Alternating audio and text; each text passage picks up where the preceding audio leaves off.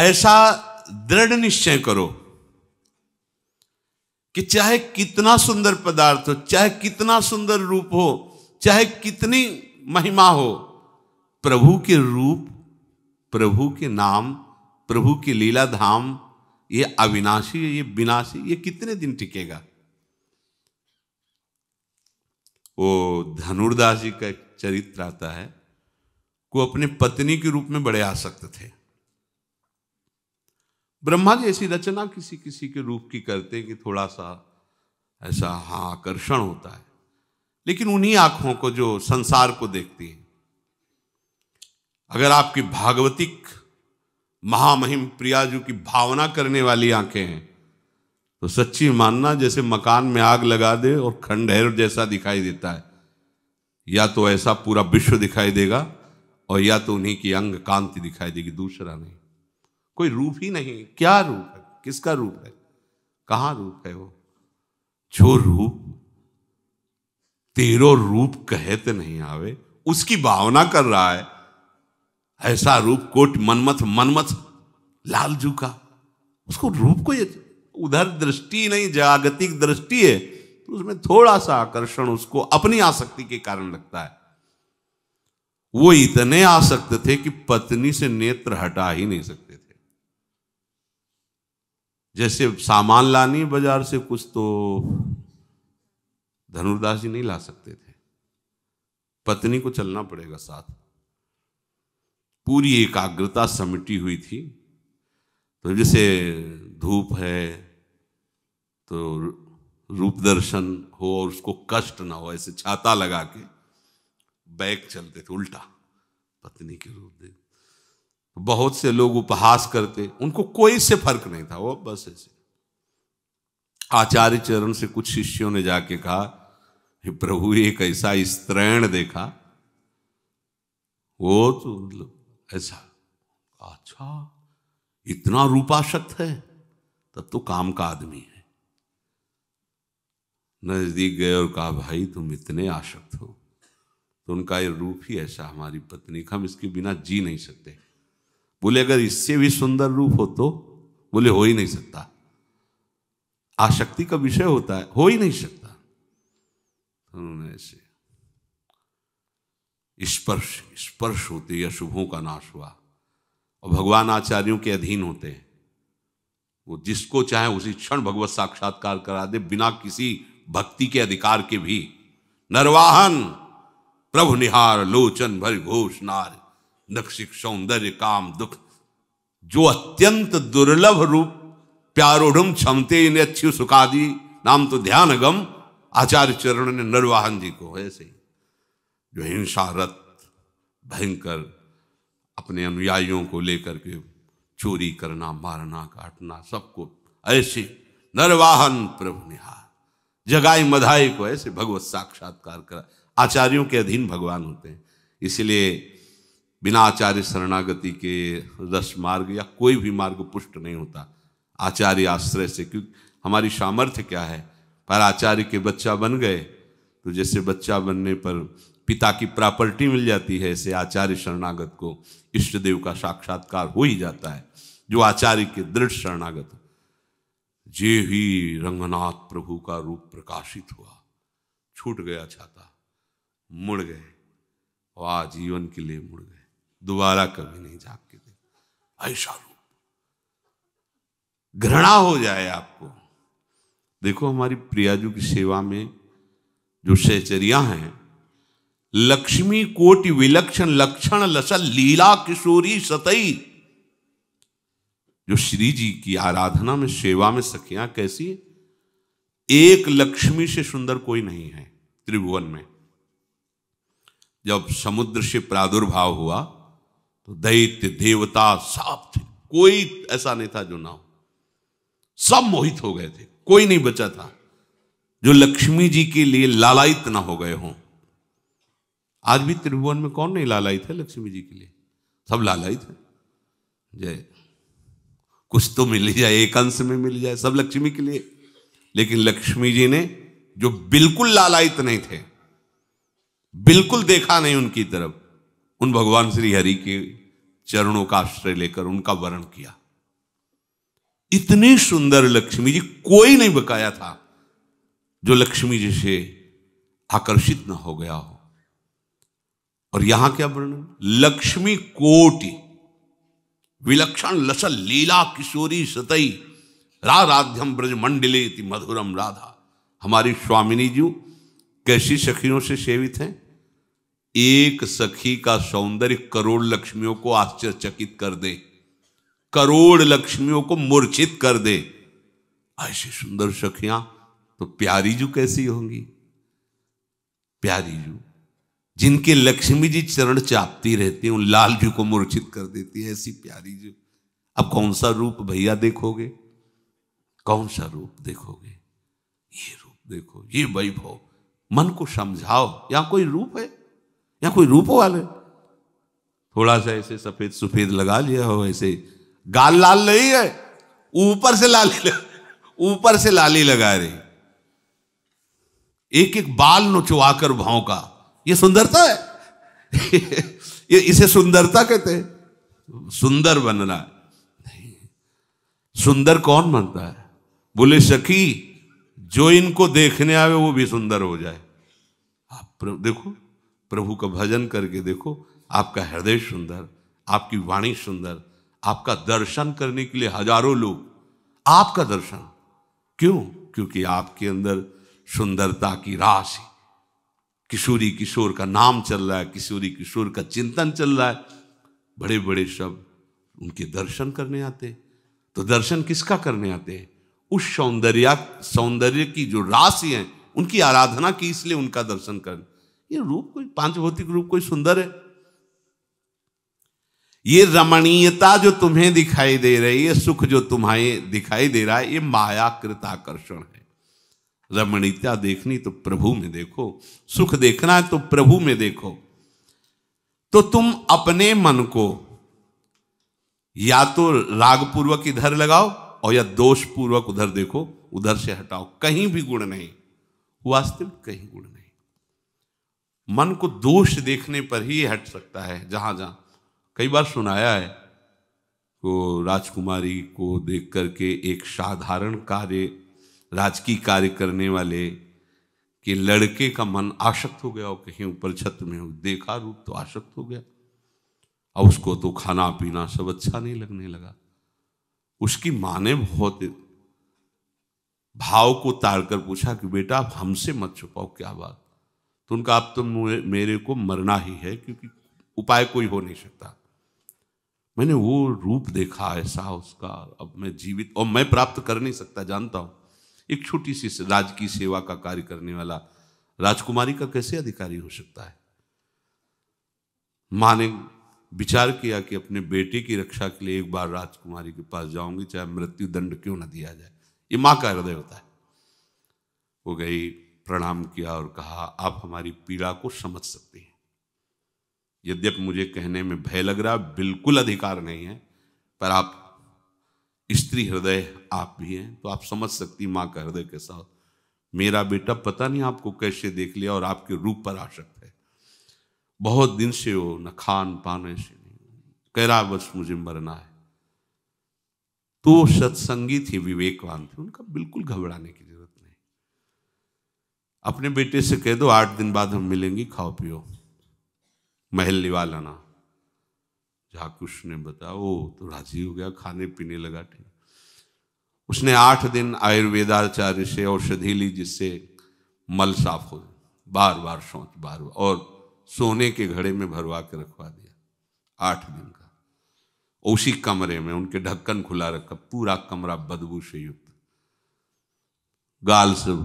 अब एक दिन में अगर 10-20 शौच हो जाए तो हालत बदल जाएगी। 8 दिन से बराबर लाओ लिया, जो एक कमरे में से। बोले वो रूप कहाँ गया? बोले घड़े में भरा है इनमें, देखो इन घड़े में। मुझे एक क्षण भी आने टिकना, बिल्कुल नहीं देखना। मल से युक्त है ये निर्मल रूप थोड़ी है।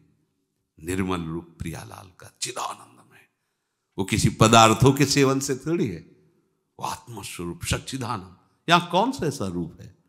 कौन सा ऐसा पदार्थ है, कौन सी ऐसी वस्तु है?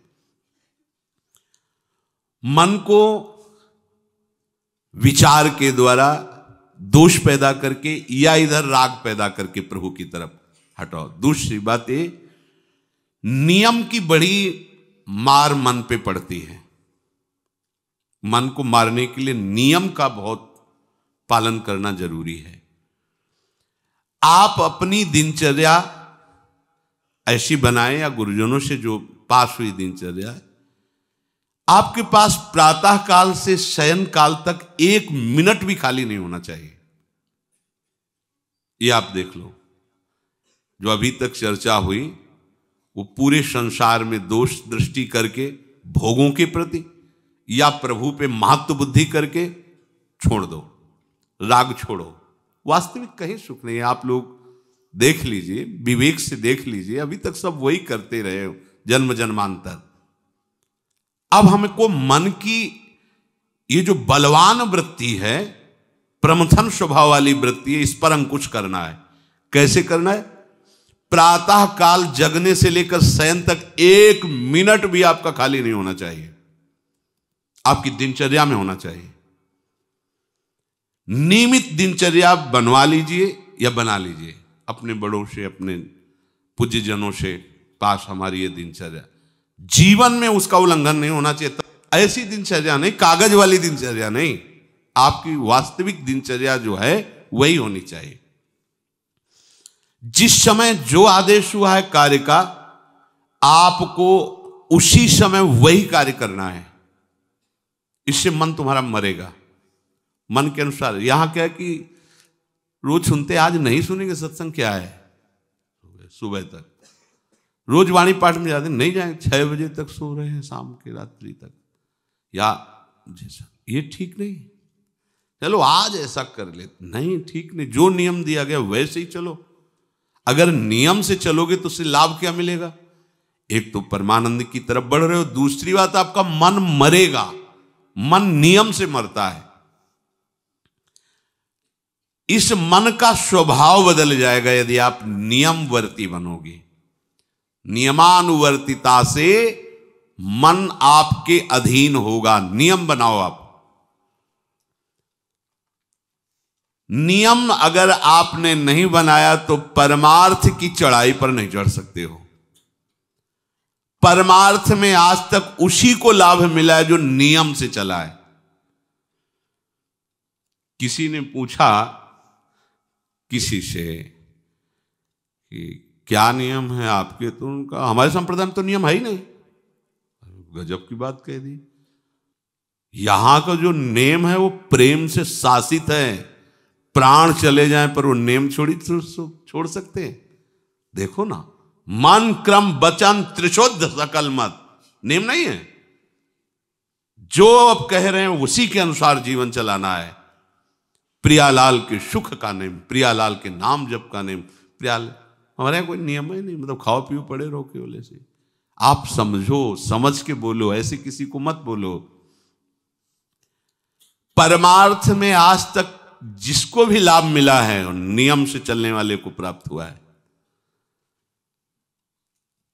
इष्ट आराधना में जो जो आपको नियम मिले हैं उनमें शिथिलता नहीं होनी चाहिए, और बहुत काल तक एक नियम में चलने वाले को सिद्धि प्राप्त हो जाती है। जिस स्थान पर, जिस आसन पर, जिस समय पर जो मंत्र जितना, वो नियम होना चाहिए। ऐसा नहीं कि आज 20 माला जप लिया तो कल 10 माला जप कर लिया तो 2 दिन जपा ही नहीं फिर आगे, ऐसे नहीं होता। एक नियमानुवर्तिता। 5 मिनट का भी अंतर आपके नियम में जब नहीं पड़ने लगेगा, नियमित नियत समय, यह संतों में देखा गया है। 6 बजे उठना, 6 बजे शयन, 6 बजे उनकी जो दिनचर्या, एक दिन अगर देख लो तो दूसरे दिन तुम कह सकते हो इस समय ये साधन कर रहे होंगे, क्योंकि उनका नियम है, वो वैसे ही मिलेंगे। बड़े बड़े महापुरुषों में देखा गया है। ये 2 बजे के जगने का समय तो मतलब जैसे लगभग विषयी पुरुष सब सोते हैं, ऐसे लगभग जो भगवत प्राप्ति की लगन वाले साधु 2 बजे जग जाते हैं सब। ये नहीं, कोई आश्चर्य की बात नहीं है।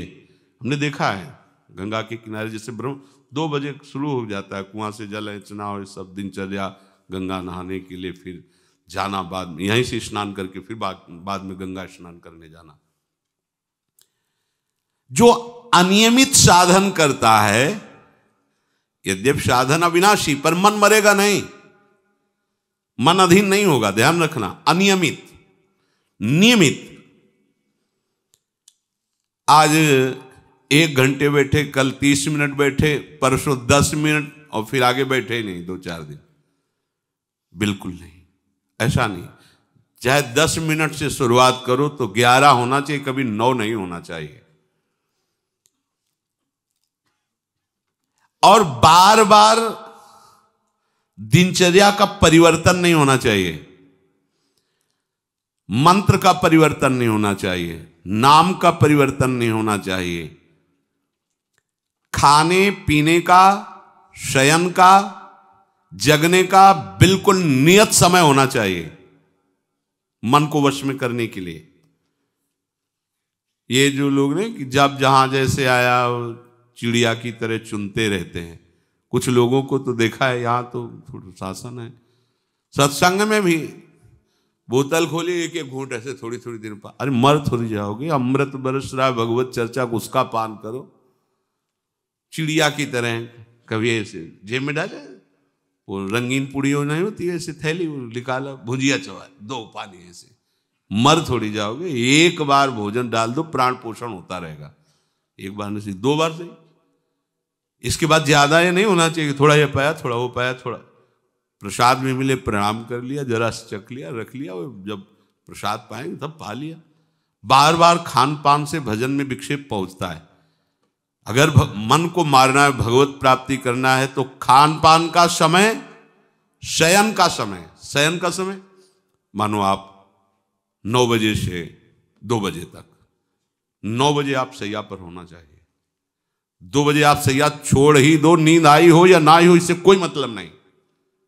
नियम सो नियम, ये नहीं आज रात में नींद नहीं आई तो आज सो लेते, नहीं, उठो तुरंत। आपकी दिनचर्या, अपने लोगों ने अभ्यास जब किया ना, तो उसमें ये नहीं कि जग के विचार करना है कि उठना है, जे ही घड़ी पर दृष्टि गई। आज तक भगवत कृपा से कभी अलार्म नहीं लगाया, बचपन से लेके अभी तक। मिले ही ले घड़ी तो अलार्म क्या लगाए, गंगा के लिए घड़ी लेके कौन घड़ी देगा, गरीब किसानों के। एक समय निश्चित, 5-10 मिनट के अंतर की बात नहीं कहते, तुरंत वस्त्र हटाओ, तुरंत। ये नहीं कि ओढ़ के ध्यान करेंगे, वो ध्यान नहीं होगा, वो सो जाओगे। वो पहले अगर सर्दी के समय हटा दिया, ऐसे खुले बैठो, ठंडी लगेगी। अब नाम जप करो जितनी देर तुम्हारा नियम हो, नहीं तो चलो अपना शौच स्नान पवित्रता, फिर उस शयन वाले आसन पे न बैठे। अगर फिर नहा धो करके बैठ जाओगे तो एक नींद पूरी और हो जाएगी उसमें। और प्राय लोग यही करते ना कि पहले तो बोले नहाने धोने की जरूरत नहीं, नाम जप कर लेंगे, उसी में बैठे। ओढ़ के अगर बैठ गए तो सूर्य उदय हो गए, कितने नाम जपा उनको खुद पता नहीं, क्योंकि वो कम्बल की उसमें, या नहा के जल्दी से ओढ़ के बैठ गए फिर सो गए। ऐसे साधना नहीं होती।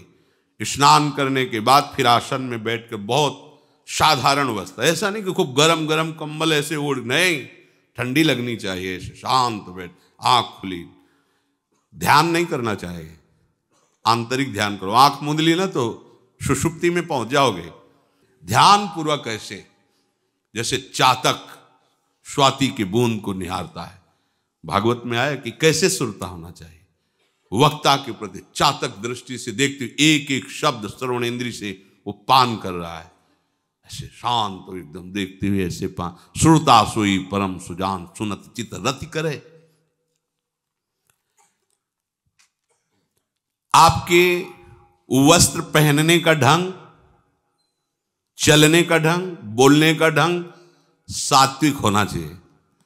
सोमवार को अमुक रंग का, मंगल को अमुक रंग का, बृहस्पति को अमुक रंग का, ऐसे चलने की भी अलग अलग स्टाइल, अलग अलग से डालना। कब अगर भगवत प्राप्ति करनी है तो सात्विक चाल हो, सात्विक भाषा हो, सात्विक वस्त्र हो। इनका भी बहुत प्रभाव पड़ता है, वस्त्रों का भी प्रभाव पड़ता है, चाल का भी प्रभाव होता है।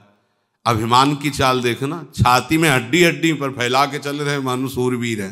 हाँ, जांघ में मांस नहीं है, केवल पैंट ही पैंट दिखाई दे रहा है। बात ऐसा अभिमान है, ऐसे टांग चला मानो। ये सब नहीं, सात्विक वृत्ति से चलो, सात्विक कपड़े पहनो। ऐसा नहीं कि अब लाल ही पहनना है तो अमुक कंपनी का आना चाहिए, लाल रंग का या पीले रंग का। कितने का स्वेटर? बोले 1,70,000 का है। अपना जीवन सात्विक हो, सात्विक वस्त्र भी वस्त्राभूषण, और हमारा चलना भी सात्विक हो, हमारा बोलना भी सात्विक होना चाहिए। अब इसके बाद उपासक को देखो, ये तो नियमावर्तिता हुई। अपने मन के ऊपर हर समय दृष्टि रखनी। उपासक शब्द इसीलिए है, विषयी पुरुष नहीं रख सकता। उपासक को हर समय मन पर दृष्टि रखना है। क्या सोच रहा है, ऐसा क्यों सोच लिया इसने, ऐसा क्यों ये प्रेरणा है? क्या हमारा भोजन गलत हुआ, क्या संग गलत हुआ, क्या हुआ? पूरी जांच हो रही। आप सच्ची मानना, प्रारंभिक बात तो अलग है कि मन पूर्वश, नहीं तो ऐसा नहीं है कि काम के विषय में सोचने लगे, ये लोभ के विषय, ऐसा नहीं है। आपका संग गलत हुआ, आपका दर्शन गलत हुआ, आपका गलत श्रवण हुआ, भोजन गलत हुआ तो ही हो सकता है। नहीं, ऐसे नहीं कि भगवत चिंतन की धारा में बीच में काम आ जाए, बीच में क्रोध आ जाए। प्रारंभ में तो ऐसा होता है, लेकिन आगे बढ़े हुए उपासकों को फिर ये दिनचर्या में अपनी जांच करनी, क्या गलत हो गया, आज क्या खाया जो हमारे मन में ऐसे विचार आ रहे हैं, आज किसका संग किया जो हमारे मन में ऐसे विचार आ रहे हैं। यद्यपि बड़ा कठिन है मन की जांच करना, क्योंकि हम मन ही बने हुए हैं, तो जांच क्या करेंगे? जांच तो वो कर सकता है जो थोड़ा मन से अलग हटा है ना, दृष्टा भाव देख रहा है मन को। हम तो मन ही बने हुए हैं, जो चाहता है वो हम चाहते हैं। देखो ना, बहुत बातचीत से समझ में आता है। आज हमारी ये खाने की इच्छा है, आज वहां जाने की इच्छा है, तुम्हारी थोड़ी, मन की है। थोड़ा अलग हट करके देखो, फिर उसमें निर्णय करो, सही है या गलत। जो जो विचारों में आप सपोर्ट दे देंगे वो मन के संस्कार बन जाएंगे। आप सपोर्ट नहीं देंगे तो संस्कार नहीं बनेगा। ये बहुत खास बात है। जब आप भजन में बैठे हो, साधन में, या चलते फिरते उठते बैठते, ये जो शास्त्र विरुद्ध गंदी स्फुरणा दे, आप बिल्कुल इसको सपोर्ट मत करना, नहीं ये संस्कार बना देगा। फिर वो आपके न चाहने पर भी आपको परेशान करेगा।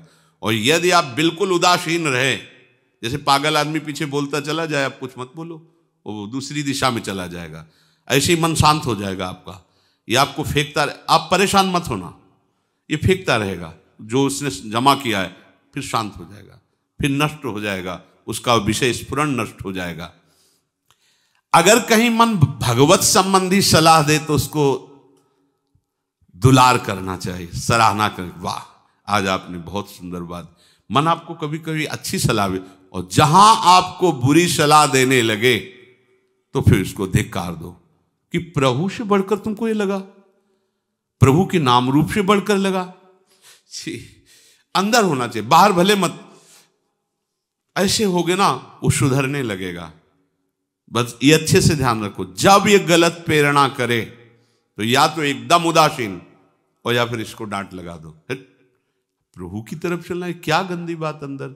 नहीं नहीं, अभ्यास से मन असत कार्यों को छोड़कर भगवत कार्यों में लगने लगेगा। धीरे धीरे जब इसको स्वाद मिलेगा तो पूरा का पूरा ये आपके अधीन होने लगेगा। ऐसा नहीं है कि मन वश में नहीं, मन वश में की वश की बात, मन की ताकत नहीं होती कि विषयों में चला जाए। आप करके तो देखो भजन, नहीं ऐसा होता तो पूरा जीवन बर्बाद हो जाए। फिर वो मन ही वश में नहीं होता, फिर क्या? नहीं, ऐसा नहीं। पूरे जीवन को पढ़ा है। साधु की सबसे बड़ी पढ़ाई मन की होती है, वो मन को पढ़ता है।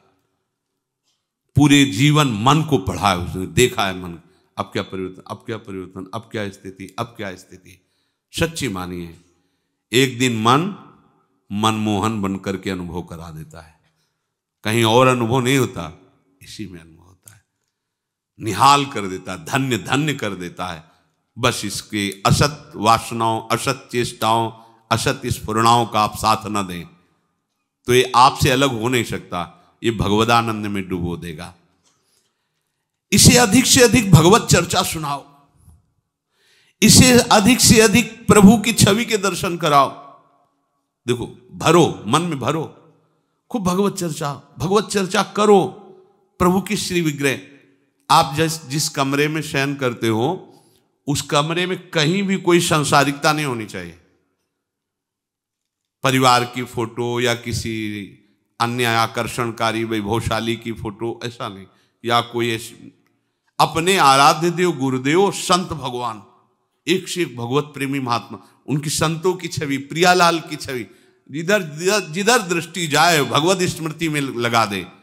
उठते बैठते अपना तो कमरा अंदर से ऐसा ही होना चाहिए, पूरे कमरे में नाम लिख लो, राधा राधा राधा वल्लभ श्री राधा राधा राधा राधा, या लिखी हुई टांग, बहुत आपको लाभ मिलेगा। जिधर अब राधा राधा राधा अखंड स्मृति, और उस जो आपका वास्तविक साधन कक्ष हो, शयन कक्ष हो, अगर ऐसा हो जाए तो बहुत बढ़िया है। अन्य का प्रवेश ना हो, कोई भी हो, सदगुरुदेव की शिवा, आराध्य देव की शिवा, उसका आप देखना, इसका बहुत बड़ा प्रभाव होता है। कई बार इस बात का अनुभव हुआ कि जैसे बाहर मन विक्षिप्त हो गया किसी बात से, किसी उपासक से, और जे भी एकदम जैसे एकदम बदल गई व्यक्ति, और भजन बड़ी तीव्रता से होने, क्योंकि वहां परमाणु भजन के वो भागवती कक्ष होता है। इसके लिए भाई जी ने भी सावधान किया, अगर ऐसा हो जाए तो, मान लो असुविधा है तो कोई बात नहीं, अगर ऐसा हो जाए कि भगवत मार्ग के पथिक का जो वास स्थल है, जहां वो शयन करता है, बैठता है, उसमें सांसारिक पुरुषों का प्रवेश ना हो। इसलिए हो सकता शब्द लगाएगा, एक ही परिवार में रहते हो, आप ऐसा झगड़ा करोगे कि हमारे कमरे में ना जाए कोई रिश्ते नातेदार या अन्य परिवार के सदस्य, कठिन हो जाएगा। अगर हो सकता हो तो भगवत प्रेमी महात्मा के सिवा, भगवत भजन करने वाले के सिवा प्रवेश न हो, तो आप देखो कि उस कमरे में ऐसी परमाणु आ जाएगी कि आपका मन वहां प्रवेश करते ही भजन में लगने लगेगा, बड़ी शांति का अनुभव होगा। इसे खूब भगवत चर्चा सुनाओ, भगवत चर्चा करो, और भगवत श्री विग्रह के दर्शन कराओ, बड़ा लाभ मिलता है। जैसे आप जहां शयन कर रहे हो, सामने अगर अपने आराध्य देव की छवि हो ना, बार बार बार बार दर्शन का शौक, और कभी कभी तन्मयता एकाग्रता करते हुए अगर शयन कर जाओ तो स्वप्न में वही छवि के दर्शन करते हुए पाया जाता है। एकाग्रता का बड़ा महत्व है। अगर आप नाम में एकाग्र करके सो जाओ तो आप देखो जगते समय आपकी वही नाम चलता मिलेगा। मन के कहने में कभी अपने आप को मत फंसाओ। मन लोभी, मन लालची, मन चंचल, मन चोर, मन के मत चलिए नहीं, ये पल पल में कुछ और, ये भटकाता रहता है। जब तक ये प्रभु की तरफ आपको प्रेरित ना करे तब तक इसको अपना दुश्मन मानकर इसका विरोध ही करते रहिएगा।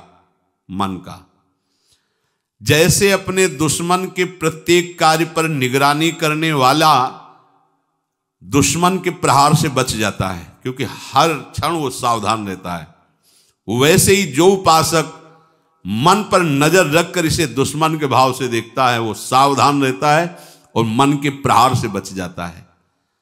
जहां कहीं ये उल्टा आपको ले जाने के लिए करे, बस इसकी सुनना नहीं, बिल्कुल इसके विरोध में हो जाना। ये बड़ा बलवान है पर तुमसे बड़ा नहीं, ध्यान रखना, ये तुम ही से बलवान है, तुम ही से खा पी के तुम्ही को पटकेगा अगर इसके अनुकूल रहे। और अगर आप अपने, तो ये इसकी ताकत नहीं आपको गिरा दे, क्योंकि बिना सपोर्ट के आपके कुछ नहीं कर सकता। पक्का आप सपोर्ट मत कीजिए, ये आपका कुछ नहीं बिगाड़ेगा, पर इसका स्वभाव है कि एक क्षण में अपने अनुकूल कर लेना। जहां दिखाया कि हम आपको ऐसा सुख प्रदान करेंगे, जल रहे हो ना, अभी आनंदित हो जाओगे तो आप दस्तखत कर दोगे, जी बस वो ले गया। आपके दस्तखत के बिना कुछ नहीं कर सकता। कई बार इससे उपासक को हारना होगा, क्योंकि बताया नहीं वो दस्तखत करवा लेगा। पर तुम साहस मत छोड़ना इसके परास्त करने का। सैकड़ों बार ये हराता है। सच्चा उपासक वही है कि गिर करके, हार करके भी उसको हराने का उत्साह न छोड़े। ये हरा देता है, बहुत बार हरा देता है, क्योंकि पूर्वाभ्यासी बहुत दांव पेच जानता है। हमको अपने अधीन किए रहता है। कई बार तो ऐसे ढंग से हराता है कि समझे नहीं आता कि मुझे हरा रहा था क्या। जब हार गए तब लगता है हाँ हार तो गए, इसका मतलब हमको हरा रहा था। हिम्मत मत हारना, जीत तुम्हारी होगी, क्योंकि तुम प्रभु के सीधे अंश हो और ये तुम्हारी ताकत से बलवान हो रहा है। दृढ़ता से लड़ो तो दिन दिन तुम्हारा बल बढ़ेगा और मन का बल घटेगा। और यदि इसका सपोर्ट करते रहोगे तो इसका बल बढ़ेगा, तुम्हारा घटेगा। तुम इस पर जिस दिन विजयी हो गए तो ये मन न रहकर श्री कृष्ण हो जाएगा। पर ध्यान रखना, ये बहुत चतुर है। ये कभी डरवाएगा तुमको, फिर अपने अधीन करेगा। ऐसा ही होता है। कभी फुसलाएगा, कभी लालच देगा, कभी बड़े सुख का प्रलोभन देगा, परंतु तुम इसके धोखे में मत आना। भूल कर इसका विश्वास न करना। अपनी हिम्मत टूटने न पावे, लड़ने में कमी न होने पावे। इससे लड़ाई लड़नी। यहां हम मन से तो लड़ते नहीं, बाहर झगड़ा करते घूम रहे। इससे लड़ो, ये बेईमान जो हमको परास्त कर रहा है। अंत में आप देखोगे आपकी आज्ञा पर खड़ा हो जाएगा हाथ जोड़। अब जैसा ये विश्वासी सेवक बन जाएगा। मन को कभी निकम्मा मत रहने दो। अब तो सब हो गया, वाणी पाठ भी हो गया सब। 3 घंटे तो कोई बात है नहीं, 3:30 बजे शाम के जाना है। 3 घंटे में वो इतना मसाला एकत्रित कर देगा कि 3 महीने में तुम सत्संग के द्वारा उतना सामग्री नहीं एकत्रित कर पाओगे उसको हराने के लिए। बहुत चतुर है, इसको खाली मत रहना। एक आदमी ने भूत सिद्ध किया, भूत सिद्ध हो गया। भूत ने कहा कि काम बताओ हमें, अमुक काम। एक क्षण में कराया। और बताओ। और क्या बताएं? बोले काम नहीं बताओगे तो उठा पटक देंगे तुम्हें, हम तुम्हें मार देंगे हम।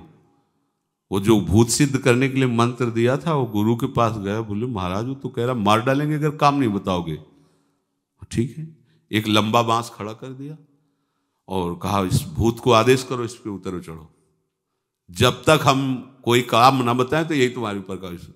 बस ऐसे ही मन भूत है, उठा पटक देगा आपको किसी न किसी विषय में। इसको काम बताओ, क्या राधे श्याम राधे श्याम राधे श्याम, चढ़ते उतरते रहो, ऐसे नाम में चलते रहो। जब और कोई काम होगा तो बताएंगे, चलो सेवा कर लो, बाड़ी पाठ कर लो। नहीं है ना, राधे श्याम राधे श्याम राधे श्याम। पक्का समझो भूत है, मार देगा तुम्हें। अगर राधे श्याम रूपी बांस में इसे चढ़ाओगे, उतारोगे नहीं तो पटक देगा किसी न किसी विषय में। फिर छाती जलेगी, दिमाग खराब होगा, डिप्रेशन में पहुंच जाओगे। ये ऐसे ऐसे कर्म करवा देता है कि लगता है अब भी इसकी जरूरत है। प्रभु के होके, प्रभु का नाम जप करके, प्रभु के मार्ग में अब भी इसकी जरूरत है। जो तुमने किया, जो तुमने सोचा, जो तुम सोच रहे हो, इसकी जरूरत है।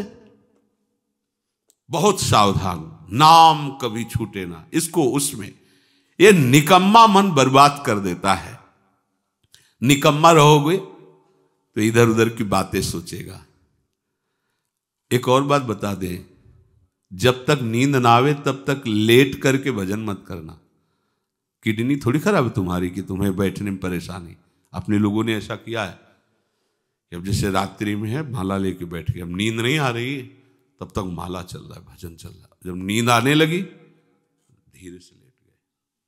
माला छाती में रखा है, अगल बगल कोई अपने माला में ही है। अब लेट करके कि नींद का इंतजार, तो नींद तो आए कि ना आए, लेकिन ये क्या क्या प्रोग्राम आ जाएगा वो आप देख लो।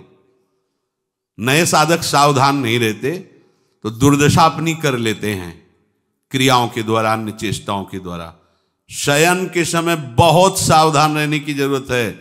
दिन भर तो आपको ऐसी सेवाएं मिली हैं, ऐसे साधन मिले हैं जो भगवदानंद में डुबोने के लिए पर्याप्त हैं, लेकिन जो आपका पर्सनल समय है उस समय आप सावधान रहना। अब आप फुर्सत में लेट गए, जे भी फुर्सत सोच के लेटे कि सब हो गया, अब उसका प्रोग्राम शुरू मन का। अब आपकी इधर उधर चित्तवृत्ति, फिर मोबाइल जो पास है तो फिर क्या कहना है, मन को तो मानो अमृत मिल गया, वो आपको प्रेरित करेगा। जहां आपने कोई गेम ये वो नौटंकी नाटक की, जहां बस उसको मसाला मिल गया वो आप काफी है, वो आपको ऐसी जगह पहुंचा देगा कि सुबह दिनचर्या में हाजिर नहीं हो पाओगे। कहाँ है वो? बोले अभी तो आया ही नहीं वो। क्यों? मन ने उसको परास्त कर दिया, इसलिए नहीं आया। बहुत सावधान।